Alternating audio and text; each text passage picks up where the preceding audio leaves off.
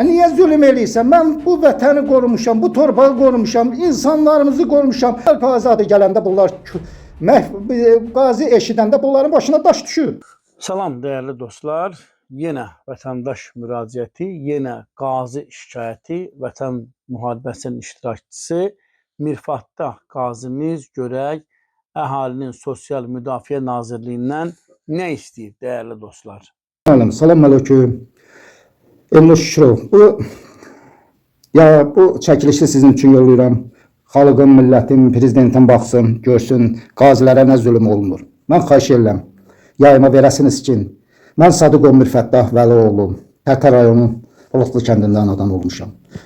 Bütün bədənim güllə, qəlpə, kontuziya, olmayan xəstəlik də yoxdur. Beyin infarktı, şəkər, onurqa, 6-7 kilo götürə bilmirəm, təzik, nə bilim, olmayan xəstəlik bədənimdə, olmayan xəstəlik də yoxdur. Bunlar bizə zulüm eləyir. Elnur Şükürov, mən xahiş edirəm, bunu yayıma verəsiniz. Bunu prezidentimiz də baxar, inşallah baxar ki, bu xalqı, bu milləti bir belə incitməzdələr. Bu Əllər Bərpa Mərkəzi var.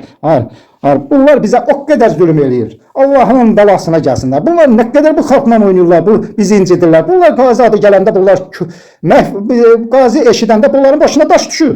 Elə bir ki, qazi, bilmirəm bunların nəslində erməni var, yoxsa nədir? Niyə bir belə bizi incidirlər? Biz qorumuşuq, biz vətənimizi qorumuşuq, canımız, bu torpağa qanımız tökülür. Bu torpağa biz torpağı qorumuşuq, xalqımızı, millətimizi qorumuşuq. O stolda oturan, o Sosial Müdafiə Nazirliyi kördü görmür, qanımız tökülüb bu torpağa. Niyə eləmişik vətənimiz inkişaf eləməkdən ötəri, insanlarımız yaşamaqdan ötəri? Niyə eləmişik? Nə iş görmüşük ki, bizi belə zulüm eləyirsiniz, qaziliyimi vermirsiniz, təsdiqləmişsiniz. Mənə məcbur deyirsiniz ki, mülkü 50-lik verək. Niyə? Bədənim hamısı qol bədənimdə, güllə, qəlpə, kontuziya, olmayan xəstəlik də yoxdur. Bütün xəstəliyi də yığıldı bədənimə. Beyin infarktı, paraliz bir tərəfimi vurdu. Nə bilim, onurqadan onsuz da zulüm çəkirəm. 6-7 kilo ağırlığında bir şey götürə bilmirəm. Güllər, qəlpələr bədənimdə, əlimi işlədirəm, həm qolum biraz işləyən kimi barmaqlarım yığılır. Belə şey olur mu? Bu niyə baxılmır? Mən xahiş edirəm, bu yayıma verəsiniz, prezidentimiz görsün. Bunların, bizlərə nə zulüm elədiyini prezidentimiz görsün. Görsün ki, bu xalqa nə zulüm eləyir, bu qaziləri nə qədər zulüm eləyir. Niyə zulüm eləyirsən? Mən bu vətəni qorumuşam, bu torpağı qorumuşam, insanlarımızı qorumuşam. Mən o Sosial Müdafiə Nazirliyi oturduğu stola bir sual verir ki, kimlərin hesabına oturmuşam bu stolda?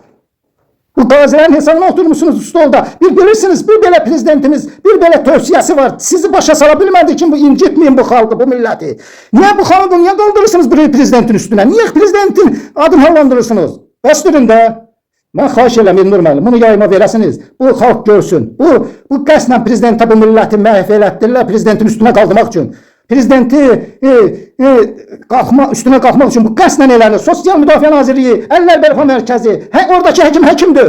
O üstümə hücum elədi. Baş prokurorluğa demişəm, mən kim baxılsın ona. Oldu Elnur müəllim. Mən xahiş edirəm, bu səsimi çatdırasınız. Müəyyən quruma, prezidentimizə. Görsün ki, nə qədər zulüm çəkirik. Allah özü kömək görsün. Dərmanlarım hamısı ömürlükdür.